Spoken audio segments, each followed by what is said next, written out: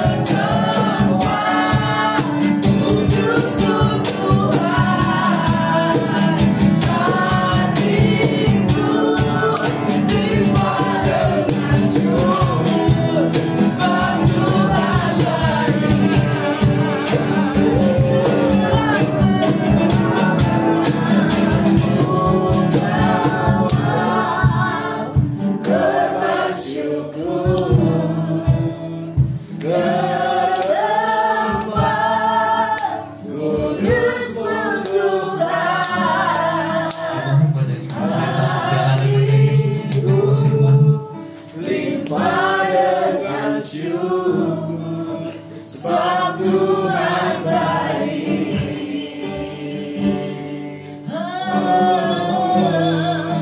Sebab Tuhan baik.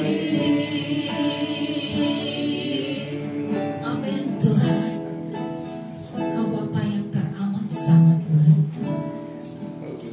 Kasih-Mu yang sempurna itu selalu nyata bagi kami. Haleluya. Kami tak dapat mengungkapkan satu demi satu Tuhan. Kau tahu setiap hati kami limpah dengan syukur kepada-Mu Tuhan. Karena sampai saat ini kami boleh ada beribadah kepada-Mu. Suatu kesempatan yang luar biasa Kau berikan bagi kami Tuhan. Karena begitu banyak orang Tuhan tidak mengenal Engkau, tapi kami boleh mengenal Engkau Tuhan. Dan saat ini juga Tuhan, kami mau lebih mengenal Engkau lewat kebenaran firman-Mu.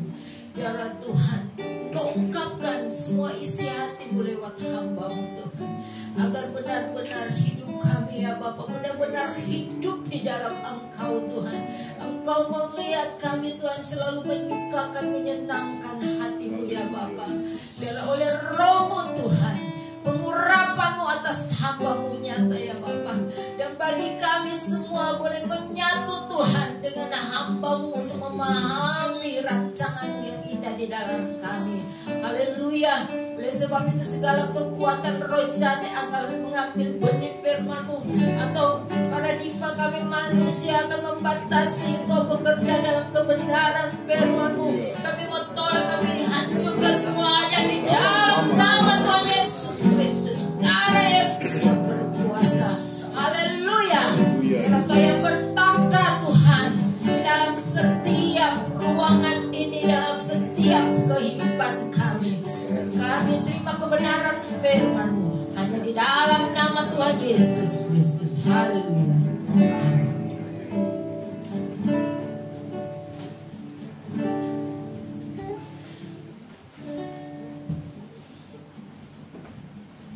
Tuhan, shalom saudara. Anugerah dari Tuhan buat semua kita yang hadir sekarang ini, yang juga ikut live streaming baik di Facebook dan juga di yang lainnya saudara ya. Bersyukur saya bisa hadir. Ini merupakan anak rohani saya, Happy Yohanes, dan dari beberapa ministry yang saya bina, ada Golden Land Ministry, ada Ed Ministry, Philadelphia Ministry, Tetelestai Ministry, terus Bethlehem Ministry, Parlito Ministry, ada satu lagi apa ya? Jabriel Ministry. Nah, yang ini ministry dari HUM. Ini sudah ikut dengan bapaknya, ikut jadi GSPDI. Puji Tuhan, saudara ya. Dan syukur kepada Tuhan juga termasuk dengan rekan-rekan saya baik dari Golden Land Ministry maupun dari keluarga dan juga rekan-rekan saya lainnya. Puji nama Tuhan. Hari ini Tuhan memberikan pesan kepada kita dalam Keluaran Pasal 1 kita baca saudara ya. Kita baca ayat 4 sampai dengan 6. Saya ulang, Keluaran pasal 1 ayat Keluaran pasal 19 maksud saya, ayat 4 sampai dengan 6. Saya ulang ya, Keluaran 19 ayat 4 sampai dengan 6. Kita baca 3 ayat ini bersama-sama ya. Jika sudah menemukan, kita akan baca bersama juga dengan yang ikut live streaming, membaca dengan keras. Karena berbahagia orang yang membaca firman, mendengar dan lebih-lebih melakukan firman Tuhan. Ayat 4, kamu sendiri telah melihat apa yang kulakukan kepada orang Mesir, dan bagaimana aku telah mendukung kamu di atas sayap Raja Wali dan membawa kamu kepadaku. Jadi sekarang, jika kamu sungguh-sungguh mendengarkan firmanku dan berpegang pada perjanjianku, maka kamu akan menjadi harta kesayanganku sendiri dari antara segala bangsa, sebab akulah yang mempunyai seluruh bumi. Kamu akan menjadi bagiku kerajaan iman dan bangsa yang kudus. Inilah semuanya firman yang harus kau katakan kepada orang Israel. Amin. Tema hari ini, saudara, pesan Tuhan hari ini, Tuhan mau menjadikan kita harta kesayangan. Saya ulang, tema hari ini, pesan Tuhan hari ini, Tuhan mau menjadikan kita harta kesayangan. Saudara ya, dalam bahasa asli dari harta kesayangan itu adalah artinya, saudara, dari harta kesayangan itu adalah harta khusus, kepemilikan, properti, harta pribadi, harta yang berharga, harta yang khas, harta karun. Nah, saudara perhatikan, pada saat Tuhan ungkapkan bahwa kamu menjadi harta kesayangan, saya ulang kembali ayat 5, tolong dibaca ulang ayat 5. Perhatikan, lalu Tuhan menampilkan diri sebagai apa? Mari, ayat 5, ini merupakan tema kita. Yang ayat 5, yuk. Jadi sekarang, ya, terus, jika kamu sungguh-sungguh mendengarkan firman-Ku, ya, mendengarkan firman-Ku, terus, dan berpegang pada perjanjian-Ku, perhatikan, maka kamu akan menjadi harta kesayangan. Kamu akan menjadi harta milikku, harta pribadiku, harta yang berharga. Terus, harta kesayanganku ya, sendiri, terus, dari antara segala bangsa. Jadi kita berharga di hadapan Tuhan. Nah, ini yang Tuhan mau jadikan, saudara. Sebab ini kemudian Tuhan tampilkan diri. Apa itu? Sebab akulah yang empunya seluruh bumi. Akulah yang empunya seluruh bumi. Ya, saudara ya. Jadi di bumi ini, saudara, ada hal yang luar biasa, potensi yang dahsyat.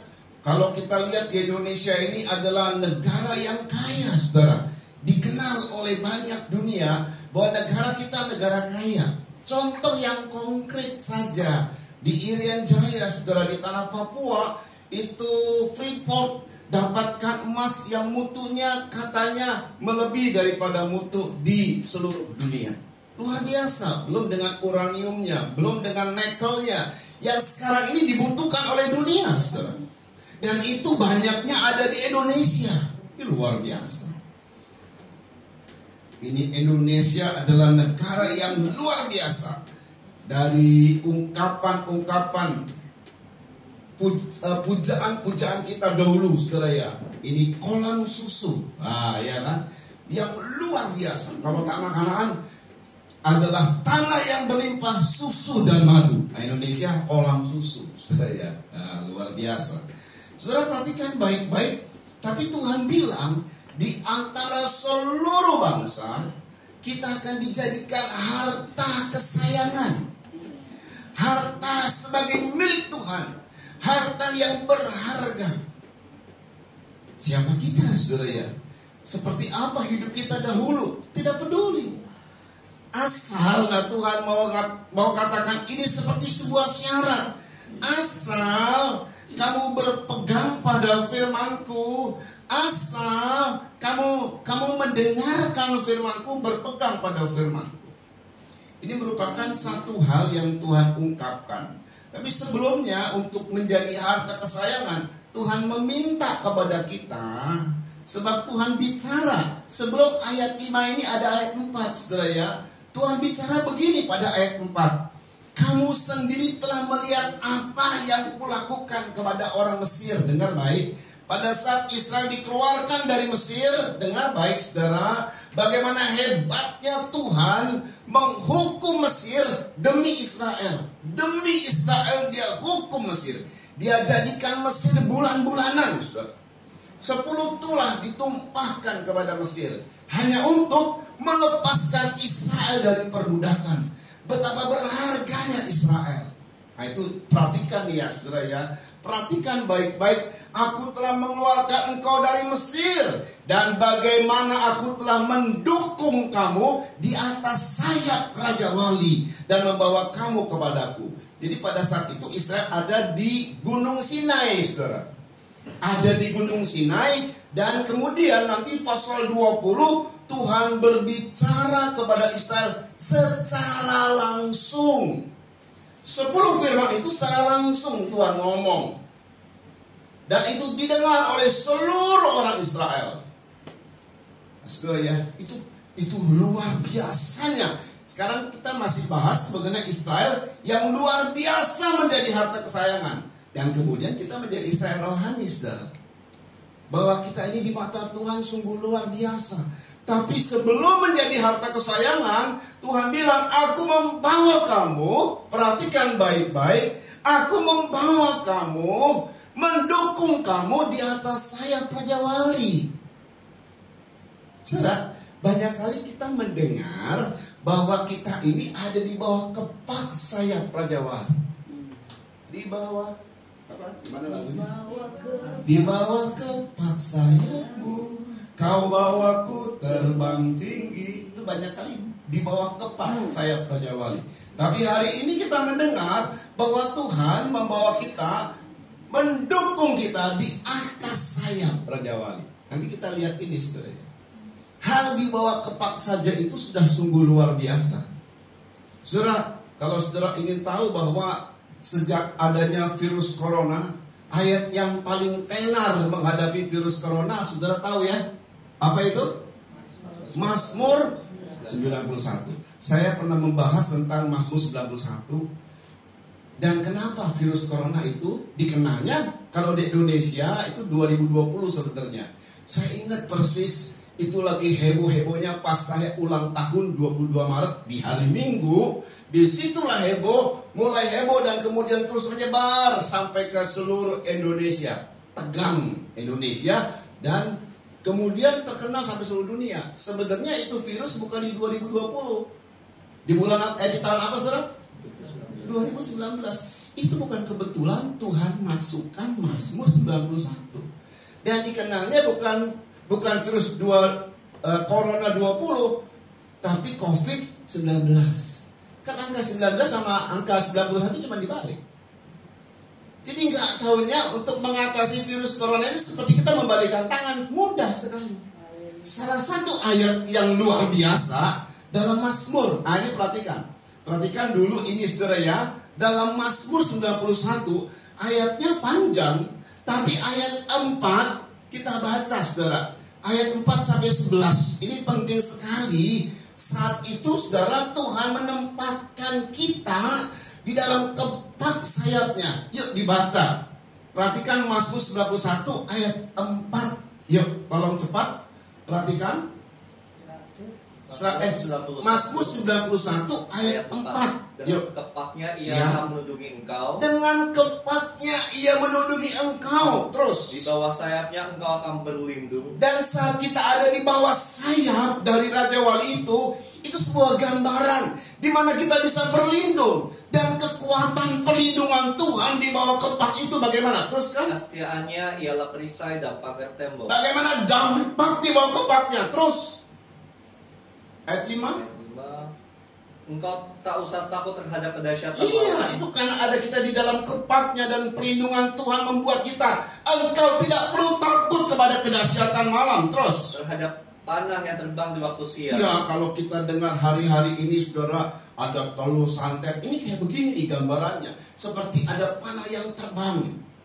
Ada kata-kata yang kemudian melontar. Dan bisa saja kena ke rumah kita, kena ke hidup kita. Tapi Tuhan bilang, kalau kau dibawa kepaknya, gak perlu takut.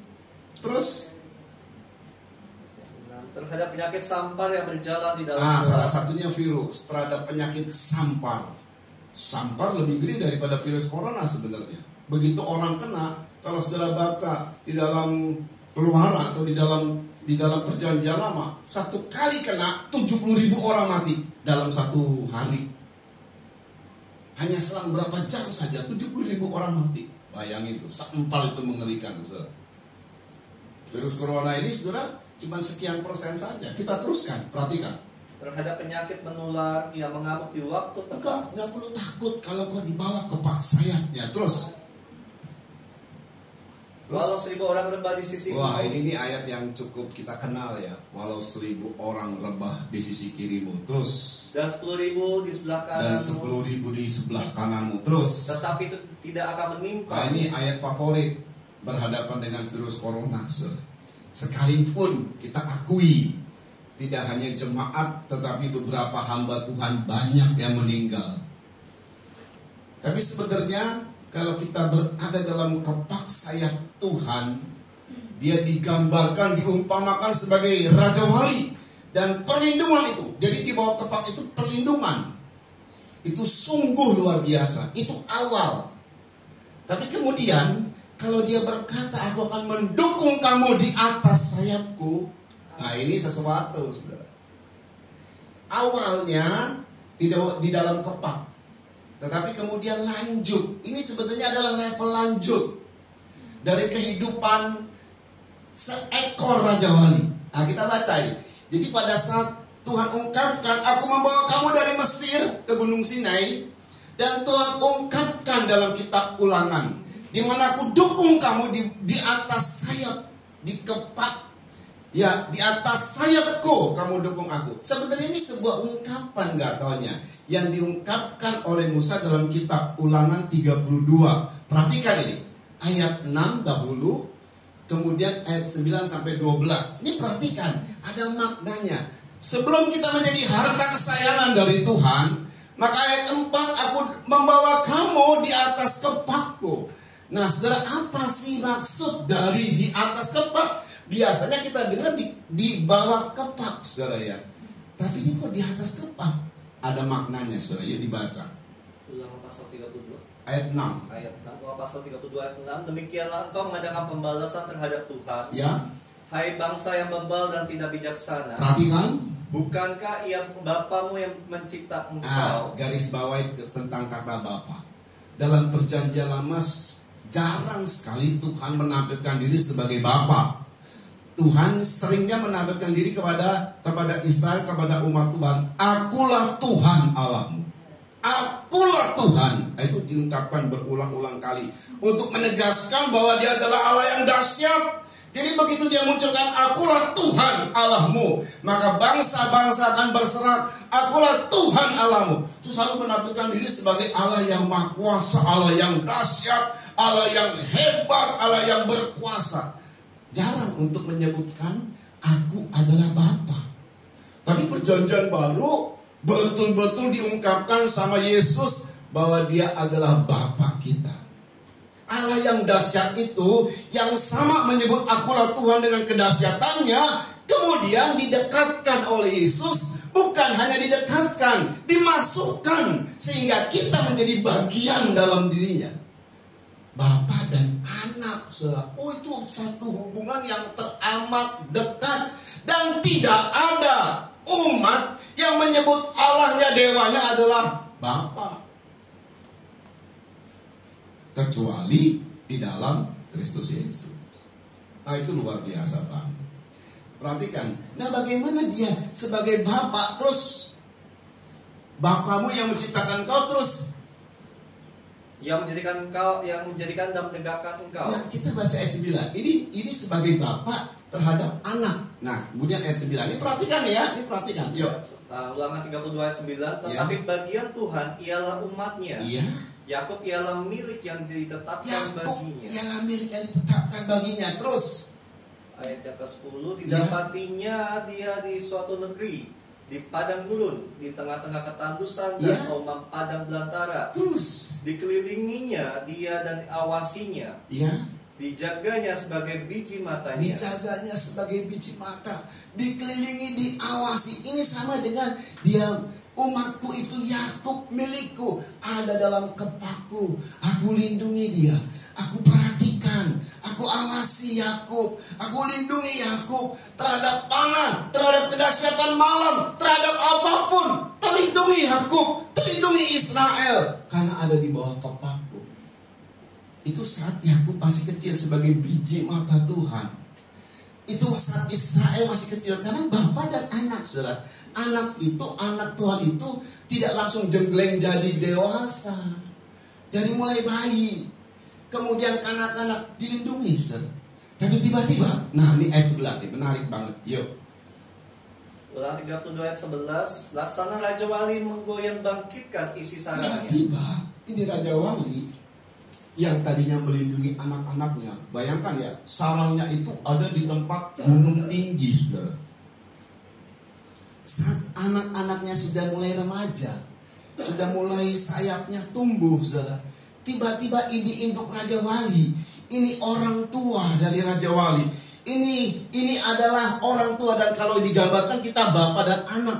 Tiba-tiba pada saat anak itu sudah mulai menunjukkan kedewasaannya, maka tiba-tiba ini induk Raja Wali, dia goncangkan isi sarangnya.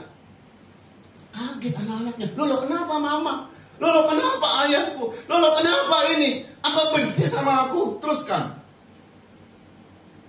Melayang-layang di atas anak-anak. Dia jatuh tuh anak, saudara. Digoncangkan, sengaja dijatuhkan tuh anak. Tujuannya apa?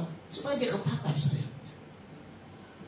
Saat dia masih belum mampu dengan benar mengepakkan sayapnya, yang nantinya membuat dia terbang, belum mampu, terus jatuh dia sambil kepak-kepak.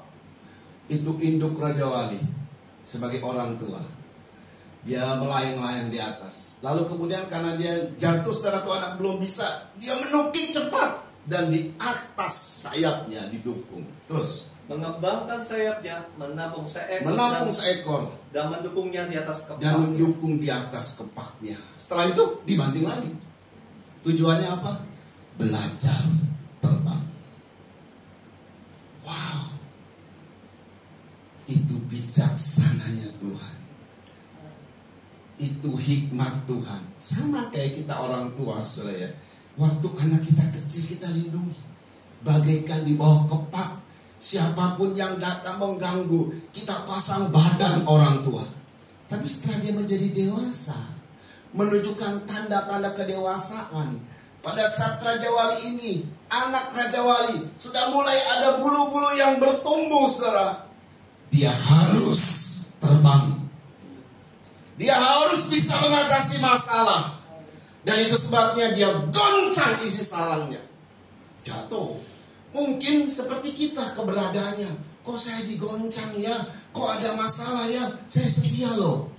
Saya sedang sungguh-sungguh kepada Tuhan. Saya sudah ada pertumbuhan dalam hidup rohani. Kok ada goncangan yang begitu hebat ya? Sebentar, saudara. Engkau dianggap sudah dewasa sama Tuhan. Digoncang supaya engkau semakin mandiri. Itu adalah kebaikan dari Tuhan. Ya memang jujur seperti anak Raja Wali. Kenapa ibu saya ini tiba-tiba kok mendadak marah-marah, tiba-tiba mendadak menggoncang-gancing? Kenapa Tuhan? Kok saya yang tadinya aman-aman karena setia kepada Tuhan, kita menikmati berkat dan lain sebagainya, tiba-tiba ada goncangan. Kadang-kadang kita kurang ngerti, saudara. Tapi hari ini kita bisa mengerti.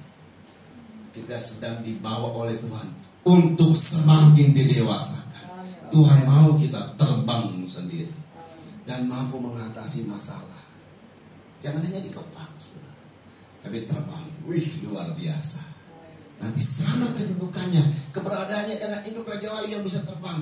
Pada saat dia bisa terbang, oh dia menikmati indahnya. Pada saat dia bisa terbang, dia menikmati indahnya, dan dia juga mampu berhadapan dengan badai. Dia berada di atas badai karena kekuatan sayapnya sudah kuat, menerjang semua. Itu yang Tuhan mau kerjakan sama kita. Setelah kita mampu ke arah itu, maka Tuhan bilang, kamu adalah milik harta kesayanganku. Wow. Dan ungkapan harta kesayanganku ini Tuhan bicara begini, akulah yang empunya bumi.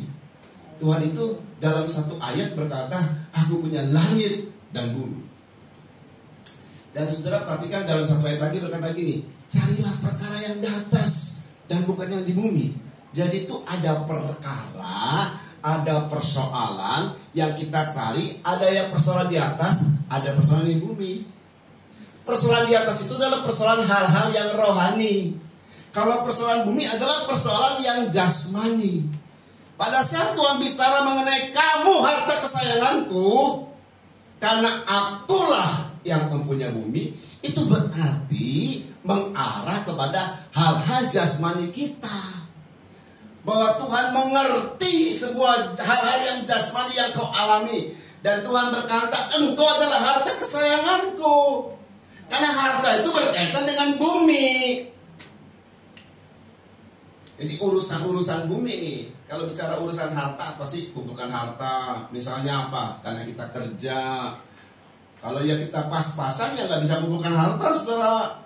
Kita kerja ya buat makan minum lah. Tapi Tuhan selalu menjanjikan kita untuk terus diberkati sehingga kita bisa mengumpulkan. Itu artinya kita ada tabungan, dikumpulkan, mengumpulkan harta. Dan kemudian saudara dengar baik-baik, karena persoalan harta itu persoalan bumi. Jadi Tuhan juga memperhatikan soal bumi kita, saudara. Kadang-kadang ada orang berkata begini loh, yang penting Tuhan sayang sama saya. Ya cuman hidup saya mungkin keadaannya secara lahiriah sulit bekerja, dapat pekerjaan sulit, udah dapat pekerjaan cari duit sulit. Ini nih urusan ini nih Tuhan mengurusin kita juga. Makanya Tuhan bilang, akulah yang mempunyai bumi. Soal harta yang kita kumpulkan, soal berkat-berkat yang kita kumpulkan, Tuhan mau perhatikan. Amin, saudara. Perhatikan baik-baik ya. Ini luar biasa. Jadi setelah kita mulai dewasa, saudara ya, maka Tuhan bilang, kamu adalah harta kesayanganku. Nah, untuk menjadikan harta kesayangan, setelah dia udah mulai kepakan sayapnya, sudah mulai dewasa, dia remaja dia. Raja Wali ini remaja. Makanya sebelum ayat 5 kan ada ayat 4. Ayat 4 itu, aku mendukung kamu, dan kalau kamu sudah remaja, kehidupan rohani sudah remaja, aku katakan engkau adalah harta kesayangan. Itu baik, saudara. Dan itu tidak bisa didapat oleh orang-orang yang belum dewasa. Yang sudah dewasa, minimal akil balik, di mana kita tidak lagi terpengaruh dengan urusan-urusan dunia.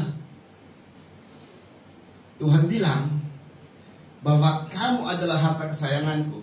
Dan apa kata ayat? Kita ulang kembali Keluaran 19 ayat 5. Nah, ini persoalan harta kesayangan. Ulangan 19 ayat 5. Perhatikan baik-baik ya. Saya ulangi, perhatikan baik-baik di sini. Sungguh Tuhan menghargai kita. Saudara, kalau punya harta itu akan dijaga, saudara. Dijaga, tidak boleh direbut oleh siapapun. Ini harta milikku. Siapa yang merebut, dia mencuri. Nah, gitu loh. Jadi kita itu betul-betul dijaga oleh Tuhan. Saat kita baru sebagai bayi rohani udah dijaga. Saat kita dewasa juga dijaga. Kita terbang dan lain sebagainya. Kalau burung Raja Wali, hidup Raja Wali ya gak bisa menjaga demikian ketat, saudara. Tapi kalau Tuhan menjaga kita. Sedangkan dulu aja Tuhan jaga, apalagi sudah mulai dewasa. Ini sudah mulai menunjukkan ada tanda-tanda berbuah, ada tanda-tanda yang menarik, ada tanda-tanda ada kemajuan dan lain sebagainya. Jelas Tuhan jaga kita, saudara. Dan Tuhan menjaga kita sebagai harta kesayangan. Wah, itu berharga, saudara ya. Yuk dibaca, perhatikan baik-baik. Ayat 5, perhatikan. Waras 19 ayat 5. Jadi sekarang jika kamu sungguh-sungguh mendengarkan firman-Ku. Ini syarat kalau menjadi harta kesayangan. Sungguh-sungguh mendengarkan firman dan berpegang pada perjanjianku, maka kamu akan menjadi harta kesayanganku. Kamu akan menjadi harta kesayanganku. Terus sendiri dari antara segala bangsa, sebab akulah yang mempunyai seluruh bumi. Iya. Kalau kamu sungguh-sungguh mendengarkan suaraku. Dengar baik ya. Kekristenan itu berdasarkan bukan apa yang dilihat. Kalau saudara selalu mengandalkan, memprioritaskan apa yang dilihat, maka saudara bukan Kristen sejati. Kristen sejati itu digambarkannya sebagai domba. Domba itu bukan apa yang dilihat. Jadi kalau ada penampilan A, B, C, D, bagus penampilan. Saya tertarik karena penampilan. Kekristenan tertariknya itu bukan karena penampilan, tapi apa yang didengar. Saudara baca dari A sampai B sampai Z, katakan dari Kejadian sampai kepada Wahyu. Tuhan gak pernah menunjukkan penampilan. Salah satu dalam kitab Keluaran ini, pada saat dia bersuara, pada saat dia menyampaikan firman, dia tidak menunjukkan rupa. Tuhan punya rupa gak? Punya. Kita ini adalah potretnya. Kita ini adalah citra. Kita ini adalah gambarannya. Kita aja punya rupa. Dari rupa inilah kita dikenal. Contoh ada mayat, lalu terpenggal kepalanya. Itu mesti dipereksanya, mesti benar-benar, saudara. Cari DNA-nya. Tapi kalau ada mayat, ada rupanya, jelas rupanya, nggak usah dicari. Nanti DNA-nya apa, nggak usah. Sudah langsung tahu. Cek aja lah KTP-nya ini rupa yang sama dengan KTP-nya. Sudah tahu wajahnya, dipoto. Lalu dicek ini siapa ini, ada yang kenal nggak? Tapi begitu nggak ada rupa, mesti dicari. Itu rada sulit, itu rada rumit, betul ya? Kan kita identitasnya kan dari rupa, saudara. Dari wajah, betul ya? Bukan dari tangan. Dari rupa. Kalau udah ada rupanya ya sudah, nggak usah dicari apa-apa, tinggal difoto, disebarkan. Ada yang kenal dengan orang ini, begitu, saudara. Tapi kalau ada mayat yang nggak ada rupanya, nggak ada wajahnya, karena dipenggal kepalanya, mesti dicari nih, mayat ini identitasnya siapa? Gitu, saudara. Jadi penampilan kita ini dikenalnya dengan rupa. Tuhan punya rupa, tapi Dia tidak menunjukkan rupa. Makanya berhala, bahasa Inggrisnya idol, itu punya rupa. Tuhan menunjukkan firman, bukan rupa. Makanya orang Kristen itu mendengarnya firman. Ini loh yang paling diandalkan, pendengaran, bukan mata. Paulus berkata, kami berjalan. Kami berjalan, perjalanan hidup kami itu bukan apa yang kelihatan, tapi apa yang tidak kelihatan. Kalau orang tidak melihat, diandalkannya mata. Telinga. Tapi kalau orang melihat, dia mengandalkan mata. Makanya banyak Kristenan akhirnya jatuh, gagal imannya, karena mengandalkannya mata. Wah, susah ya, hidup ini susah. Ini Presiden Jokowi mengatakan prediksi bahwa tahun depan ada goncangan, ada gelap dan lain sebagainya. Semakin susah. Untuk orang Kristen gak usah khawatir, gak usah takut, karena kita mengandalkannya pendengaran. Makanya dengar baik ya. Kalau kamu ingin sungguh-sungguh menjadi harta kesayanganku, soal harta ini semua orang sudah dinilai dengan harta. Siapa dia itu? Hartanya banyak, hormatlah. Secara tidak sengaja atau sengaja, setiap orang pasti menghormati orang yang punya kedudukan atau punya harta. Punya di dalam dunia ini yang punya duit, itu yang berkuasa. Jadi mafia, jadi sindikat dan lain sebagainya. Tapi Tuhan bilang, soal harta itu soal lahiriah, soal apa yang dilihat.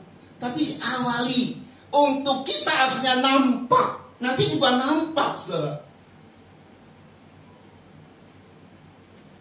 Perhatikan baik-baik ya. Iman itu adalah hal yang tidak kelihatan, tapi menjadi bukti dari apa yang kita tidak lihat. Nampak nanti, nampak akhirnya. Tapi jangan diawali dengan nampak dulu. Kalau saya sembuh, baru saya bertobat. Salah. Saya setia dulu biarpun belum nampak sembuh, belum kelihatan sembuh. Saya mau setia sama Tuhan. Itu dia. Sama kayak Sadrak, Mesak, Abednego.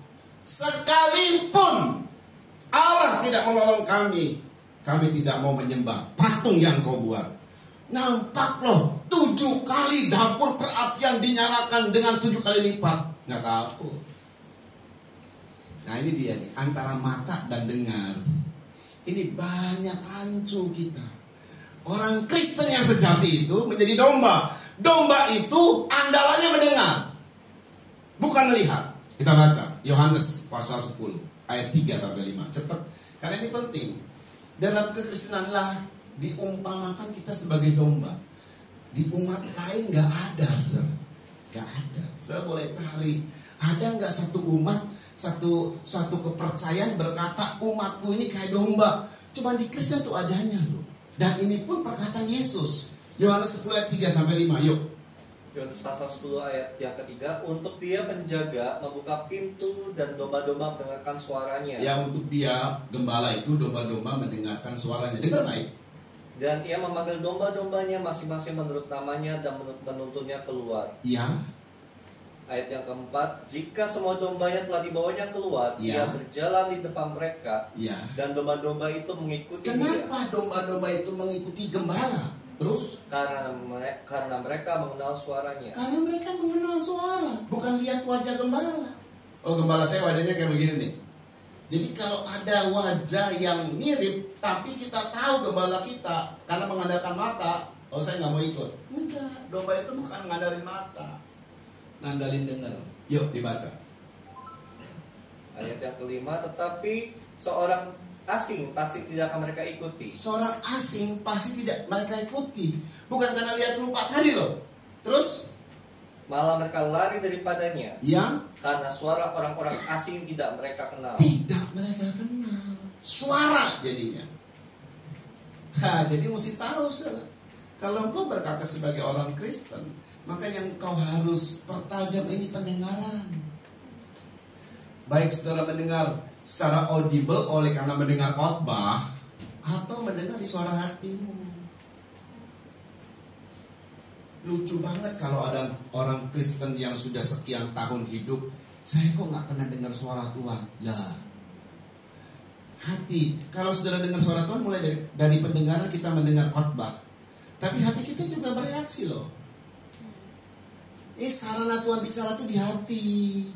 Kenapa kamu nggak memiliki pendengaran yang jelas? Karena hatimu nggak beres. Sama kayak kita punya handphone saudara ya. Kita kontak dengan orang, lalu kemudian ada suara yang gak jelas di handphone kita. Oh, sinyalnya kurang bagus. Suaranya maaf kayak robot. Atau suaranya putus-putus. Suaranya hilang. Iya, gak ada sinyal. Kenapa gak ada sinyal? Ya tergantung nanti ada di situ kurang baik tempatnya. Entah handphone kita rusak. Tapi jelas kalau kita tidak mendengar suara Tuhan dengan baik, dengan jernih, maka pasti rusak hati kita. Makanya saudara ya, berkaitan dengan mendengar itu adalah berkaitan dengan hati. Bukan pendengaran secara jasmani ini. Ada telinga mungkin, maaf ya, yang kurang pendengarannya. Bisa saja ada orang yang kurang pendengarannya mesti dibantu alat pendengar. Tapi bukan soal pendengaran ini saudara. Tapi pendengaran itu maksudnya di hati. Makanya di dalam Alkitab ada 4 jenis hati. Dan gak taunya itu cara mendengar. Kita baca Lukas pasal 8. Perhatikan baik-baik, saya mau langsung cepat saja. Lukas 8 ayat 18 dulu. Lukas 8 ayat 18 ini adalah sebuah penerangan dari nanti Lukas 8 ayat sebelumnya. Penerangan apa? Kita baca dulu. Lukas 8 ayat 18. Lukas pasal 8 ayat 18. Karena itu perhatikanlah Karena itu perhatikanlah cara kamu mendengar. Karena siapa yang mempunyai, kepadanya akan diberi. Siapa yang mempunyai firman, saya tambahkan, kepadanya akan diberi terus. Tetapi siapa yang tidak mempunyai, daripadanya akan diambil. Tetapi siapa yang tidak mempunyai firman, daripadanya akan diambil terus. Juga apa yang ia anggap ada padanya. Iya saudara. Jadi cara mendengar, gak mungkin dong kita cara mendengarnya lalu bisa jelas mendengar firman, gak mungkin saudara. Orang-orang yang tidur di gereja gak mungkin jelas dengar firman. Makanya gak heran kalau akhirnya karena dia gak bisa dengar, yang dilihat, yang dia andalkan cuma melihat. Ya iya, apa yang kita lihat di dunia ini gak ada yang aman, gak ada yang tenang, semua bikin stres. Betul ya? Kecuali makanya ada nyanyian dulu. Lihat dunia bergelora. Terus banyak kabar menggemparkan sana sini, berlindunglah dalam sabda Allah. Zaman sekarang berjagalah. Orang berkata zaman sekarang ini zaman yang betul-betul menggoncangkan. Betul, memang betul. Kita cuma bisa berlindung pada firman, pada sabda Allah. Ya karena telinganya gak bisa mendengar. Ya gimana bisa mendengar bolak-balik kalau dengar khotbah? Ngantuk. Atau ngomong sama orang. Ya iyalah. Mulai cara mendengarmu bagaimana? Serius mendengar firman. Jangan Jangan main-main mendengar firman. Ini dimulai dengan cara kita mendengar. Ini adalah satu penjelasan dari ayat-ayat sebelumnya. Kalau dibaca judulnya apa itu? Pasal 8 tentang ayat dimulai ayat 12, ada judul di situ. Kalau dari sini nggak bisa judul. Oh ya, tentang seorang penabur. Gak taunya dalam hidup setiap manusia dikelompokkan cuma 4 hati. Cara mendengar lagi saya ulang ya, perhatikan ya. Hati satu adalah hati di pinggir jalan. Nah ini saudara tidak termasuk di sini. Karena hati yang di pinggir jalan begitu benih ditabur di pinggir jalan, di tanah pinggir jalan, tidak bertumbuh. Masa ada benih ditaruh di aspal bertumbuh, nggak bisa saudara. Lalu kemudian ada burung, lalu dimakan. Itu adalah iblis yang mengambil benih firman. Saya rasa semua kita tidak tergolong ini. Ini orang-orang yang keras hati, tidak tergolong ini. Karena kita sudah mendengar firman. Saudara, kalau itu udah gak, begitu mendengar langsung dimakan, habis sudah. Nah mungkin kita ini ada yang tergolong yang kedua. Ada benih yang ditabur di tanah yang berbatu-batu. Singkat saja saya ngomong, waktu dia di tanah berbatu-batu dia tumbuh memang. Tapi kemudian pada tumbuh selanjutnya nggak bisa, akarnya terbantung dengan batu. Dan pada saat matahari terik, itu pencobaan, itu problem, langsung mati dia. Murtad. Nah ini jenis kayak Israel. Karena mereka waktu menerima firman, mereka mendengar dengan gembira, sukacita, tapi nggak bertahan lama. Karena terbantung dengan batu-batu. Batu-batu itu apa? Batu-batu adalah keluhan nasib. Duh saya nasib kayak begini. Terus ngeluh soal nasib. Itu batu semua. Firman cuman sebentar bertumbuhnya. Itu kayak Israel. Israel waktu ditolong di Laut Tebrau, waktu dibelah menjadi 2, bersuka cita. Diuji sebentar, berapa hari kemudian diuji bersungut-sungut. Ditolong, sukacita. Diuji bersungut-sungut. Nah itu namanya cuman sebentar saja. Ini nanti kita lihat Israel begitu. Lalu kemudian, jadi yang pertama kita nggak termasuk, itu di pinggir jalan. Itu termasuknya Firaun tuh. Firaun udah dengar firman dari Musa, nggak pernah bertobat. Ya saya berdosa, tapi kemudian keras hati lagi, itu di pinggir jalan. Tapi yang Israel ini masuknya tanah berbatu. Nah yang paling banyak semak duri. Pada saat dia ditabur di hati yang ada semak durinya, maka bertumbuh firman. Semak durinya juga bertumbuh. Disimpan kok sama dia. Semak duri itu adalah hal-hal yang menyakitkan. Akar pahit kita itu juga bertumbuh. Dendam, kebencian, kejengkelan bertumbuh sama-sama. Ya udah sama-sama bertumbuh. Bertumbuh bahkan sudah berbuah loh. Tapi belum matang. Karena pada saat dia berbuah mau matang, mati dia. Karena semak duri menghimpitnya. Jadi kalau dilihat dari ukuran waktu, di pinggir jalan, ini mah nggak termasuk kita lah, karena kita adalah orang yang sudah ke gereja, entah baru setahun, 2 tahun. Tapi mungkin ada orang yang 2-3 tahun kemudian murtad. Nah itu berbatu-batu. Yang paling lama adalah semak duri. Dia bisa bertahan berlama-lama. Bahkan dia menunjukkan buah, sudah mulai pelayanan. Ada menunjukkan, ada luar biasa nih orang Kristen ya, yang dari bertobat kemudian mulai dia melayani Tuhan. Tapi belum pernah matang buahnya. Semak durinya semakin kuat dan mati. Nah, yang Tuhan mau adalah tanah yang baik. Yang begitu ditabur, dia bertumbuh dan berbuah. Kalau dalam Injil lain ada 30, 60, 100. Kalau Injil Lukas 100 kali lipat.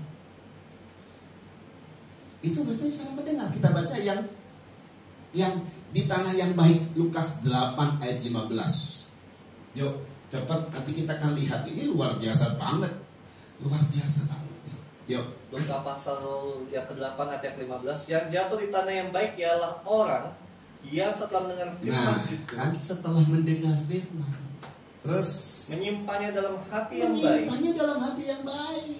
Hati yang baik itu hati yang tidak ada akar pahit. Hati yang mengampuni kesalahan orang lain. Hati yang baik itu hati yang baik. Bukan menyimpannya dalam pikiran yang pandai. Bukan menyimpannya dalam pikiran yang jenius. Bukan. Firman tidak bisa kita simpan dalam pikiran. Karena pikiran ini akan menolak kebenaran firman. Firman itu diterimanya di hati. Hati adalah sumber dari kehidupan kita. Menyimpannya dalam hati yang baik. Terus dan mengeluarkan buah dalam ketekunan. Dan mengeluarkan buah dalam ketekunan. Nah, saudara, kalau kita lihat, saudara ya, itu adalah Musa. Musa itu hatinya baik. Ada 3 orang.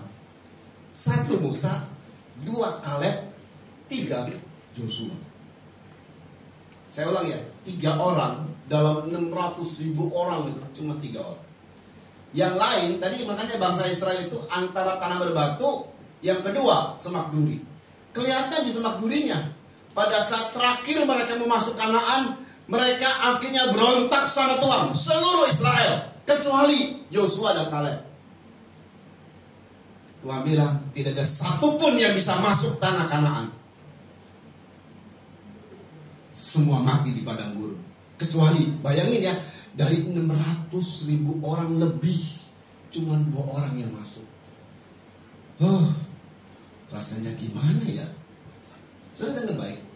Sebenarnya pada saat kita menerima satu hal yang Tuhan bawa kita lebih meningkat adalah menjadi harta kesayangan. Itu belum klimaks katanya.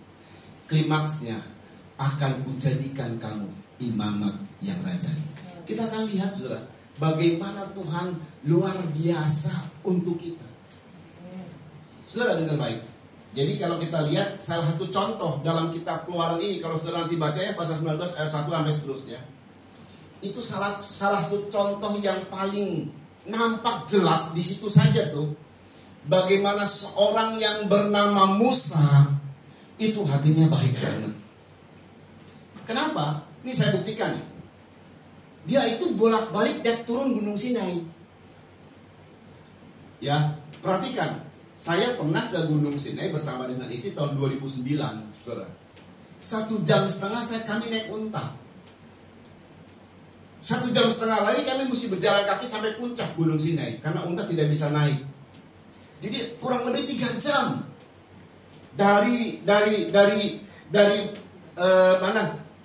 dari dasar atau dari kaki Gunung Sinai sampai puncak Gunung Sinai itu kurang lebih 3 jam. Atau mungkin kalau kita jalan kaki tanpa unta mungkin 3-4 jam. Musa itu disuruh sama Tuhan bolak-balik naik turun, naik turun, naik turun. Begitu dia mendengar suara Tuhan, dia merespon. Itu Musa, saudara. Saya buktikan nih. Keluaran 19 ayat 3 salah satu contoh. Lalu kemudian Keluaran 19 ayat 3 dia disuruh naik sama Tuhan. Yuk dibaca dulu. Ya, Keluaran 19 ayat 3. 19 ayat 3. Lalu ya. Naiklah Musa menghadap Allah, dan Tuhan berseru dari gunung itu kepadanya. Ya. Beginilah kau katakan pada keturunan Yakub dan kau beritakan pada orang Israel. Ya, pada saat di Gunung Sinai ini Tuhan bilang gini, nanti aku mau turun, tapi dalam awan yang gelap, guntur, kilat, dan gempa. Jadi jangan ada orang yang dekat dengan kaki gunung ya. Nyentuh gunung mati kamu. Termasuk binatang mati semua. Takut saudara Israel. Jadi kalau Tuhan mau bicara itu cuman Tuhan ngomongnya sama Musa, sampaikan kepada Israel. Jadi Musa ini sebagai pengantara. Di saat itu saja dia naik. Oh gitu ya, disampaikan turun. Nih ayat 7, ayat 19, ayat 7 sekarang. Turun dia.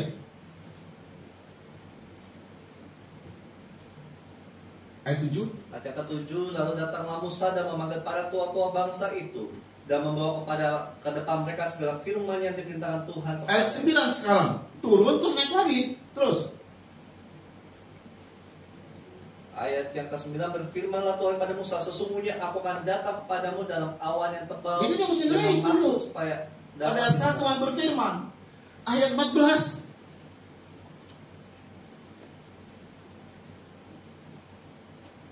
Lalu turunlah Musa dari gunung mendapatkan bangsa itu. Turun. Naik, turun, naik, turun, naik, turun. Capek. Tapi Musa betul-betul merespon Tuhan. Dia gak peduli dengan tubuhnya. Karena dia sayang antara umat Israel dan Tuhan. Ini nggak bisa ngomong secara langsung. Di Keluaran 20 ngomong Tuhan secara langsung. Tujuannya supaya takut bangsa Israel. Dalam kitab Ulangan kamu tidak melihat rupa, hanya suara. Aku mau supaya kamu takut. Jangan membuat ilah apapun yang menyerupai wajah binatang apa saja. Nah, itu penekan Tuhan. Kalau idol itu kan ada wajah. Apalagi sekarang. Coba sekarang ya, kalau misalnya ada orang Korea nih yang dipuja-puja, dia tutupin wajahnya gitu. Mau diteriakin sama cewek-cewek? Enggak lah, siapa dia? Begitu dilihat pujaannya kan lihat wajahnya dulu, betul? Betul nggak gitu? Betul ya? Apa? Cong nah gitu nggak tahu. Dulu zamannya mega bintang Michael Jackson, I love you, teriak pingsan.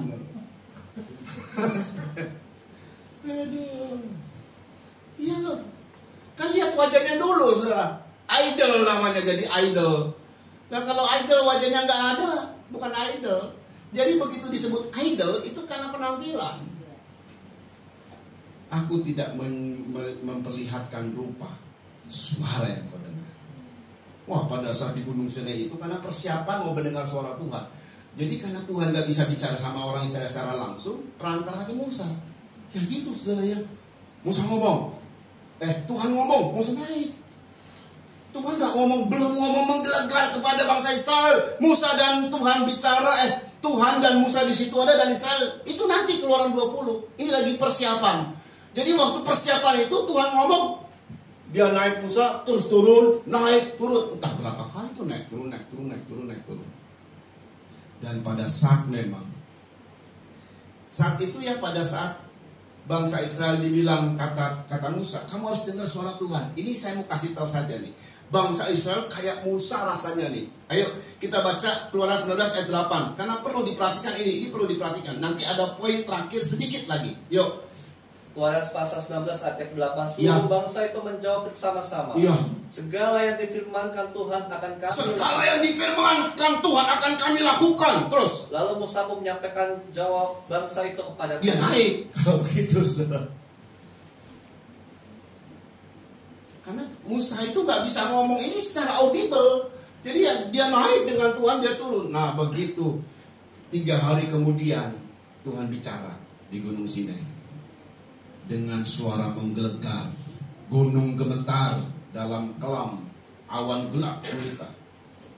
Sungguh kata ayat mengerikan. Tujuan Tuhan ngomong kayak gitu langsung supaya umat Israel takut dengan kuasa dan getarannya. Memang takut. Waktu pas Tuhan bilang, salah satunya Tuhan bilang, jangan ada padaku ilah lain. Ya kami mau dengar suara Tuhan.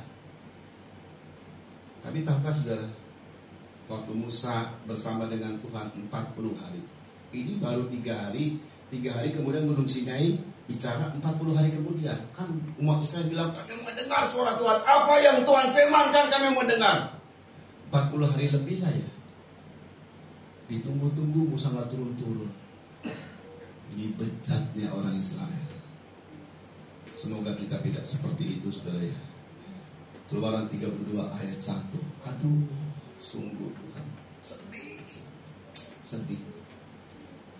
Keluaran pasal 32 ayat 1. Ketika bangsa itu melihat bahwa Musa mengundur-mundurkan turun dari gunung itu, maka berkumpullah mereka mengurumuni Harun dan berkata kepadanya, mari, buatlah untuk kami Allah yang akan berjalan di depan kami. Sebab Musa ini, orang yang telah memimpin kami keluar dari tanah Mesir, kami tidak tahu apa yang telah terjadi dengan dia. Dibuatlah anak lembu emas.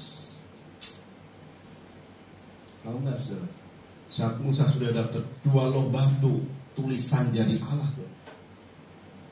Lalu Tuhan bilang, itu umat yang ku sayangi, yang ku kasih, menyembah berhala. Baru 40 hari. Tadi kan sebelumnya, kami mau lakukan apa yang Tuhan firmankan. 40 hari, belum setahun, 40 hari. udah menyembah berhala. Sampai Musa waktu melihat penyembahan berhala di mata dia, saudara, dia lempar itu 2 loh batu yang ditulis oleh jari Allah. Pekerjaan itu dilempar sama Musa. Kamu nggak bisa akan mentaati 10 firman ini, dilempar. Saking sesuatu yang, oh Tuhan, seperti apa Musa jadi bingung juga ya. Dan dilempar, rusak, hancur.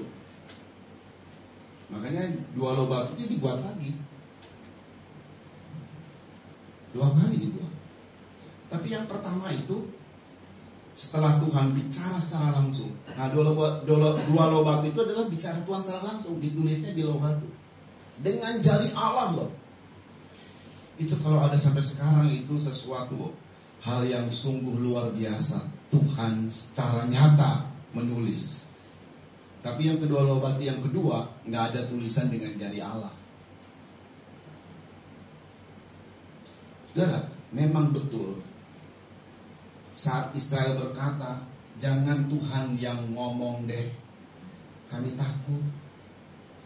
Cukuplah Tuhan berfirman sama Musa, dan kemudian Musa ngomong sama kami.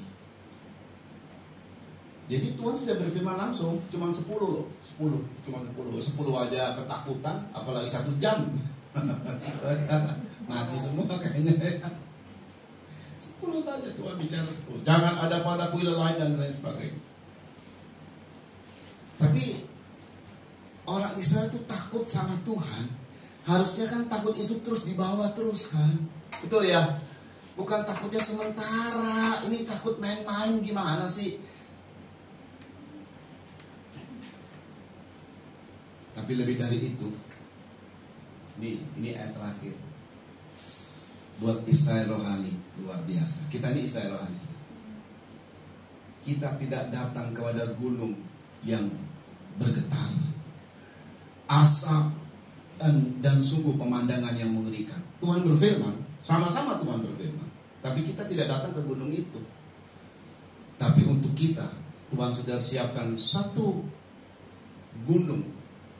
Kita baca Ibrani 12 ayat 18 sampai 29. Perhatikan, ini penekanan akhir. Dan buat kita, jadi kalau kita lihat Israel itu begitu hebat ya, menjadi harta kesayangan.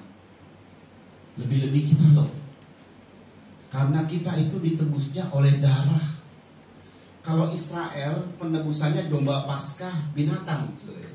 Tapi domba Paskah itu tidak bisa menebus secara sempurna dosa dari Israel. Tidak, itu hanya lambang. Kita bukan lambang loh. Pribadinya yang hadir. Harusnya kita hormat sama dia. Dan kemudian pada saat dia berfirman di gunung yang mengerikan, Tuhan berfirman bukan di gunung yang mengerikan, bukan di gunung Sinai yang getar dan lain sebagainya. Ibrani 12. Cukup panjang memang ayatnya, tidak mengapa. Ayat 18 sampai 29. Karena ini mau terjadi atas dunia, ini Tuhan persiapkan buat kita. Yuk dibaca. Ibrani 12 ayat 18. Ya.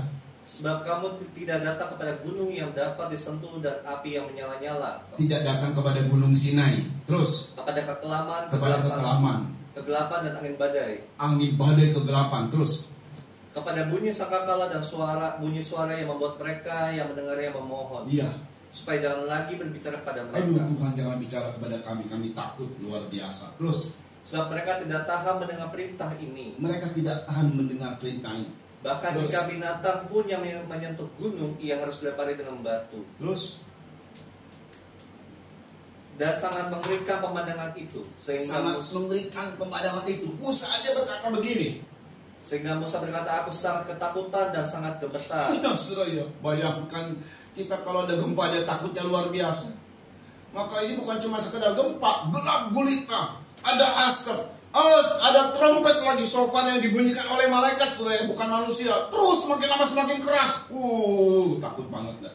Terus, tetapi kamu sudah datang ke Bukit Sion. Tetapi kamu, kita Israel rohani, datangnya ke Bukit Sion. Terus, ke kota Allah yang hidup. Ke kota Allah yang hidup. Terus, Yerusalem surgawi. Yerusalem surgawi. Terus, dan kepada beribu-ribu malaikat. Ya. suatu kumpulan yang meriah. Suatu kumpulan yang meriah. Terus. Dan kepada jemaat anak-anak sulung Ya. yang namanya terdaftar di surga. Oh, haleluya. Dan kepada Allah yang menghakimi semua orang. Ya. Dan kepada orang benar yang telah menjadi sempurna. Jadi semuanya itu hal-hal yang menyenangkan. Kalau tadi mengerikan banget, Gunung Sinai, asap, gempa, kilat menyambar, segala macam. Tapi kita kepada Gunung Sion, penekanannya adalah Yerusalem sorgawi, beribu-ribu malaikat, kumpulan yang meriah, nggak menyeramkan, sukacita.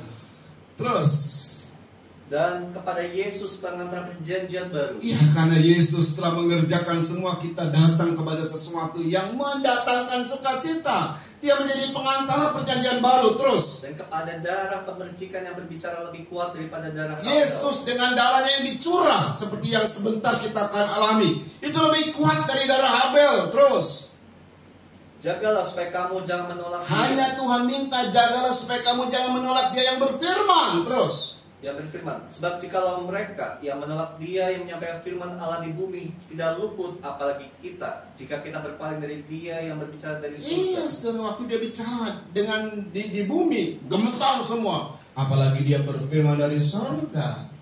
Perhatikan baik-baik, teruskan dulu. Waktu itu suaranya menggoncangkan bumi, Ya. tetapi sekarang Ia memberikan janji. Nah, ini ada janji.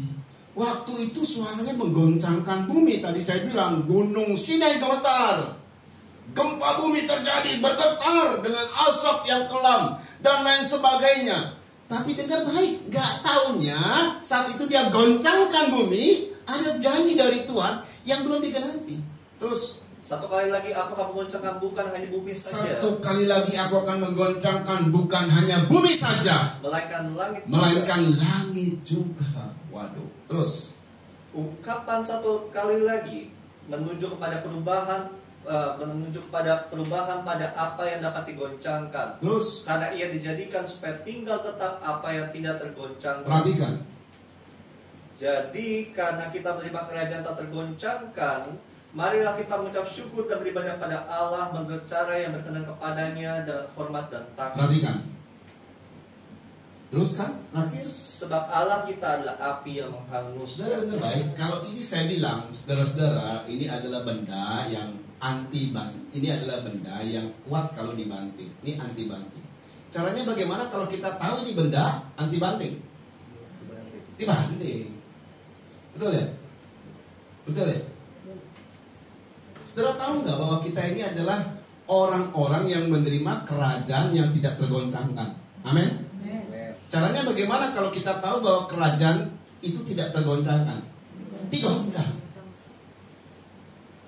Pada saat Pak Jokowi menyatakan, belum lagi dengan yang lain, belum lagi dengan pernyataan-pernyataan lain, di tahun ke depan bukan tahun yang enak katanya nih ya, digoncang. Gak usah takut, saudara. Karena memang tujuannya supaya apa yang tidak tergoncang teruji. Apa yang tidak tergoncang terbukti. Mesti digoncang supaya terbukti kami tidak tergoncang. Itu tujuannya. Amin. Amin, saudara. Dan dengar baik, kita adalah orang-orang yang menerima kerajaan yang tidak tergoncangkan. Makanya kalau kita ada di dalamnya, di dalam kerajaan Allah, makanya Tuhan bilang carilah dahulu kerajaan Allah dan kebenarannya. Itu yang tak tergoncangkan. Baik waktu digoncang bumi maupun waktu digoncang langit, nggak goncang dia. Dan itu sebabnya bagaimana cara dapatnya? Datanglah kepada Gunung Sion. Ungkapan selanjutnya, Yerusalem sorgawi. Ada orang yang ngotot untuk pergi ke Yerusalem di Timur Tengah dengan minta dibaptis ulang misalnya nih ya. Gak masalah sih, jangan kemudian berkata begini, baptisan ulang di Yerusalem adalah baptisan yang sah, melebihi daripada baptisan saya di Indonesia. Keliru itu, keliru. Doa di Yerusalem doa yang lebih sah. Enggak, saudara. Tuhan sendiri bilang kok, kita tidak datang ke Gunung Sinai. Kita tidak datang ke tempat di bumi di mana dulu ada Gunung Sinai, ada Yerusalem bahkan.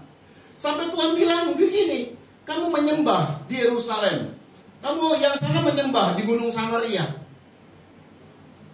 Tapi Tuhan berkata, penyembah-penyembah yang benar akan menyembah dalam roh dan kebenaran. Itu bukan di Yerusalem, bukan di gunung manapun. Seolah-olah Tuhan menolak Yerusalem yang sekarang banyak orang Kristen keliru. Tuhan gak melihat tempat. Datang ke Yerusalem sorgawi. Apa itu? Yerusalem turun dari sorga bagaikan pengantin perempuan anak domba Allah. Itu dia. Jadi yang dimaksud dengan Yerusalem baru, Yerusalem sorgawi adalah bagaikan pengantin perempuan anak domba Allah. Saya mau kasih tahu saudara, ini bicara mengenai kamu mendengar firman dan berpegang firman Tuhan, melakukan firman Tuhan. Orang bisa melakukan firman Tuhan, atau orang bisa melayani, orang bisa setia karena wajib. Memang kita wajib setia. Orang bisa setia karena rutinitas, karena ada tanggung jawab. Orang yang bertanggung jawab akan setia. Tapi semua itu menjadi nol kalau tanpa kasih. Orang pengantenan itu cuma satu, gak usah rumit-rumit. Pengantin anak domba Allah itu gak usah rumit-rumit. Orang mau jadi pengantenan karena apa? Cinta, saudara. Betul? Kita jadi pengantenan itu, ada orang yang mau menikah, si A sama si B, karena cinta. Bukan karena ketangkep basah, kan enggak. Karena cinta, saudara. Cinta itulah yang menjadi kekal abadi. Iya kan? Gampang loh. Gak usah rumit-rumit. Jadi kalau orang melakukan firman, ada orang bisa melakukan firman, ada orang bisa melayani dengan setia karena tanggung jawab, bisa. Dia bertanggung jawab atas pelayanan, dia bisa. Tapi beda, saya melakukan firman karena saya cinta sama Tuhan. Beda, jatuhnya beda. Di situ ada tanggung jawab, di situ ada kesetiaan, di situ ada rutinitas. Tapi kalau hanya rutinitas, berdasarkan rutinitas, apalagi ada modus lain. Makanya Tuhan bilang, ada orang bernubuat, melayani, ada orang berbahasa roh, tapi semua tanpa kasih nol. Bahkan ada orang yang merelakan dirinya untuk dibakar demi nama Tuhan, bisa saja. Tapi tanpa kasih, ada gak taunya. Ya mungkin karena buat ketenaran, buat nama dia, buat viral. Dia punya tujuan-tujuan lain. Dia menderita karena supaya buat viral. Kan kalau kita lihat ya, kasus-kasus perceraian, wah kita udah bingung nih, kelihatannya akan menuju kepada hal ini dan itu. Gantinya semakin viral dia. Semakin dikenal. Bisa saja di dunia ini, saudara ya. Tapi tidak dengan kita. Kalau kita melayani Tuhan, itu karena cinta. Makanya kita datang ke gunung. Ke gunung, itulah Gunung Sion, Yerusalem sorgawi, Yerusalem baru. Yerusalem baru itu adalah pengantin perempuan anak domba. Jadi semua yang kita lakukan, sebuah pelayanan apapun, dasarnya karena aku cinta sama Tuhan. Aku sekarang ke gereja karena bukan rutinitas, aku cinta sama Tuhan. Itu yang benar, saudara. Orang kalau sudah cinta sama Tuhan, maka dia bisa berbuat apapun dan hasilnya luar biasa. Tuhan senang. Amin, saudara. Bayangkan ya, dulu mengerikan, sekarang tak perlu kumpulan malaikat yang meriah. Tapi itu semua kalau datangnya di Yerusalem sorgawi, mempelai perempuan anak domba Allah. Karena aku cinta sama Tuhan, kita ketemunya dengan hal-hal yang indah. Tapi kalau kita tidak cinta sama Tuhan, ada rasa takut kayak lalu. Wah, saya takut dihukum. Saya ke gereja kenapa? Takut dihukum. Keliru itu, saudara. Kita ke gereja karena cinta sama Tuhan. Kita melayani karena cinta sama Tuhan. Kita setia karena cinta sama Tuhan. Amin. Bukan karena takut dihukum, takut dikutuk, takut kena musibah. Bukan. Karena aku cinta sama Tuhan. How I love you, Lord. Kita nyanyikan ini, yuk. Ya. Sambil kita nanti persiapkan nanti gimana supaya kami menyampaikan perjamuan. How I love you, Lord.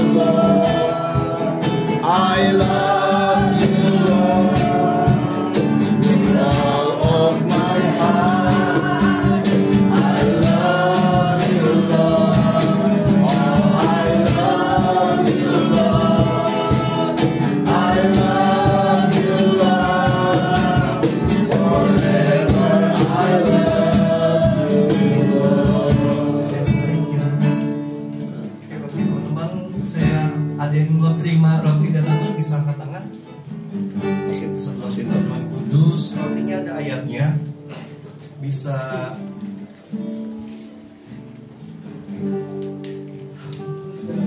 ada lagi belum terima?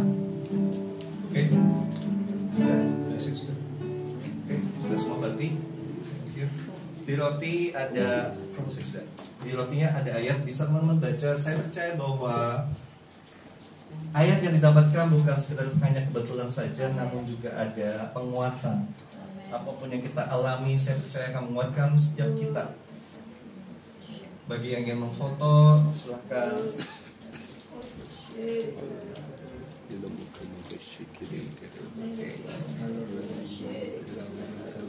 Mari kita angkat roti di tangan kanan kita. Kami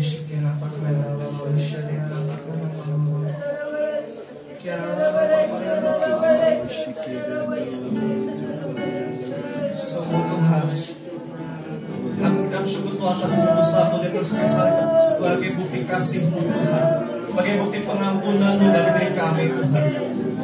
Kami syukur Bapa atas tebusan-Mu Tuhan, atas kesalim itu bahwa firman itu menjadi daging Tuhan. Dan sampai kami makan roti sebagai lambang daging-Mu itu Tuhan, yang memberikan kekuatan bagi hidup kami Tuhan. Apapun masih kami hadapi Tuhan, kami mau katakan Tuhan, kami sambut pada Allah yang bersama-sama dengan kami. Pada waktu malam yang serahkan kami roti, kita syukur lalu mencabut-cabutnya dan memberikannya pada muridnya dan berkata, terimalah dan makanlah, inilah tubuhku yang dikorbankan bagimu. Thank you Tuhan atas setiap tubuhmu yang dikorbankan bagi kami Tuhan. Dalam tubuh ini ada kekuatan yang baru Tuhan. Bahkan organ tubuh kami yang rusak diganti organ tubuh yang baru Tuhan. Kami bersyukur atas cinta-Mu bagi kami ini. Ada kasih yang abadi, kasih yang besar, ada kasih berikan nyawanya. Thank you Tuhan atas cinta-Mu itu. Bukan karena roti yang kita bercakap-cakap dalam sebuah tubuh Kristus. Amin. Mari kita makan roti ini di dalam nama Tuhan Yesus.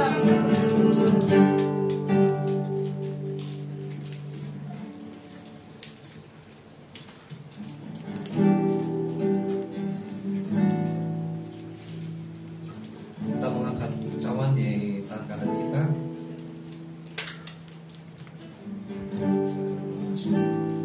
Tuhan, firman-Mu tadi mengatakan Tuhan bahwa oleh darah yang abadi, darah perjanjian baru Tuhan, kami dikuatkan Tuhan. Dan bahkan oleh darah perjanjian baru Tuhan, kami bisa layak dan berdiri memegang perjanjian dengan Engkau ya Bapa. Sungguh Tuhan, kami percaya oleh darah perjanjian ini Tuhan, kami dimampukan untuk menjalani hari-hari ke depan Tuhan. Bahkan oleh darah perjanjian ini kami bisa masuk dalam kerajaan yang tak tergoncangkan Bapa. Bahkan oleh darah perjanjian ini Tuhan, kami bersekutu dengan Allah yang adalah api yang menghanguskan Tuhan. Kami syukur Tuhan oleh darah perjanjian itu Tuhan, kami dikuduskan, diampuni, dibenarkan Tuhan. Bahwa oleh darah perjanjian ini kami dilepaskan Tuhan, kami disembuhkan Tuhan. Tidak ada kutuk-kutuk yang berlaku pada darah Yesus ini. Bahkan sakit penyakit virus bakteri dihancurkan karena darah Yesus. Pada waktu malam yang serahkan, sebelum yang diserahkan, yang akan cawan mengucap syukur berikan pada murid-muridnya, dan dia berkata, terimalah dan minumlah, inilah darahku yang dikorbankan bagimu, inilah darah perjanjian baru. Thank you atas dari perjanjian baru ini Tuhan. Mulai dari saat ini Tuhan, kami bersekutu dengan darah-Mu Tuhan. Dari hari ke hari Tuhan, kami akan merasakan hadirat-Mu Tuhan, pembaharuan akal budi kami. Kami akan mendengarkan suara-Mu Tuhan. Tidak ada lagi Tuhan tutur yang rohani menghidupi kami Tuhan. Karena darah Yesus Tuhan menguduskan telinga kami Tuhan. Bukankah cawan yang padanya kita minum ini adalah sesuai dengan darah Kristus? Amin. Amin. Mari kita minum darah Kristus dalam nama Yesus.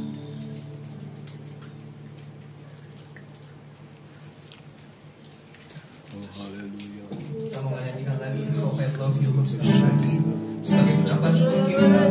Dan kita menyatakan love you Lord, I love you Lord, with all of my heart. I love you Lord, I love you Lord, I love you Lord, forever I love you Lord.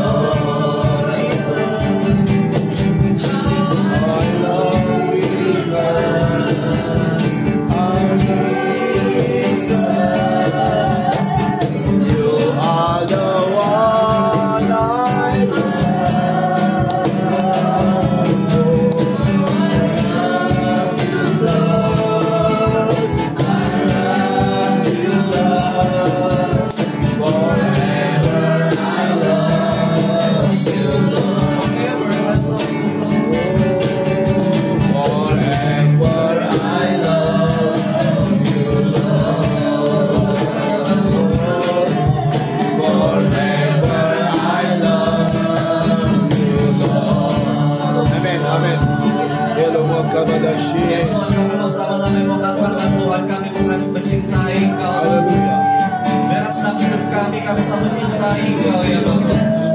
Mau saat kami dalam keadaan baik ataupun buruk, Tuhan kami akan tetap mencintai Engkau ya Tuhan. Thank you Tuhan atas firman-Mu, atas tubuh dan darah Tuhan, kami syukur ya Bapak. Kami berdoa Tuhan untuk kami hadir yang telah menyampaikan kebenaran Tuhan. Kami berlatih kerja lebih lagi Tuhan. Kami lebih lagi Tuhan. Dan pengharapan yang baru turun lebih lagi Tuhan dalam nama Yesus. Kami percaya Tuhan bahwa kamu menjadi pentinggi saya lagi Tuhan, untuk mempelajari firman Tuhan yang hidup itu Tuhan, firman Allah yang nyata itu Tuhan, bahwa Alkitab bukan sekedar hanya dongeng saya, tapi firman kebenaran Tuhan. Kau tutup dia lebih lagi Tuhan, bahwa beliau akan pergi ke Eropa Tuhan. Kami percaya Tuhan ada dia Tuhan dan jalan terbuka untuk pergi ke Eropa Tuhan, untuk mendalam kisi hati Tuhan. Bahkan Tuhan pelita Tuhan terus menyala dan membakar Tuhan semua yang lain di Indonesia lebih lagi Bapak. Di dalam nama Yesus Tuhan berkati Tuhan kami hadir Tuhan. Sekali Tuhan thank you Tuhan atas hari ini Tuhan. Terus bicara Tuhan tengah-tengah kami Tuhan di dalam nama Yesus. Haleluya, amin. Silakan Bapak Ibu bisa silakan duduk.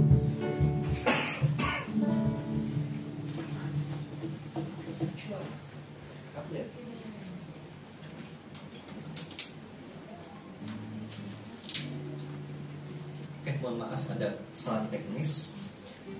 Laptopnya restart.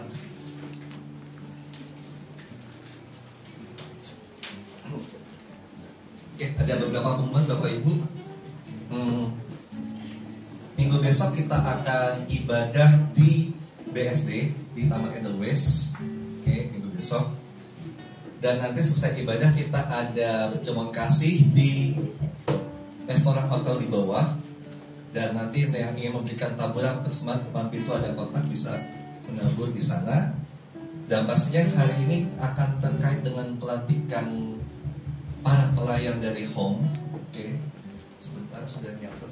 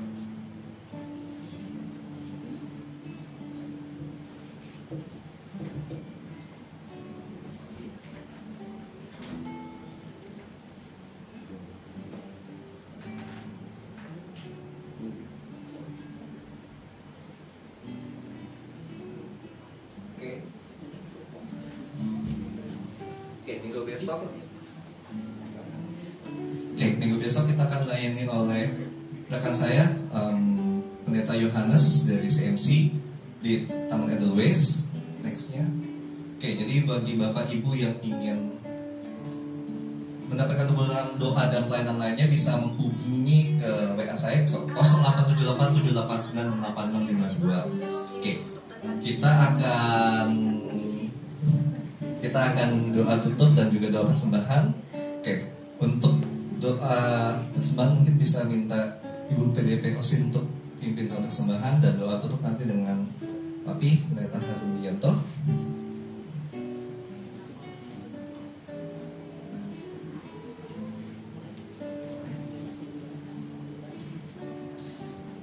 Mari kita satu dalam doa. Terima kasih Tuhan Yesus, kami mengucap syukur atas kebaikan-Mu sehingga Engkau membuka kami di tempat ini dengan tubuh yang sehat, dan kami menerima kebenaran firman Tuhan yang luar biasa pada sore hari ini. Kiranya Tuhan sebentar kami akan memberikan persembahan terbaik kami, dan kiranya persembahan yang kami tabur di tempat ini biar menjadi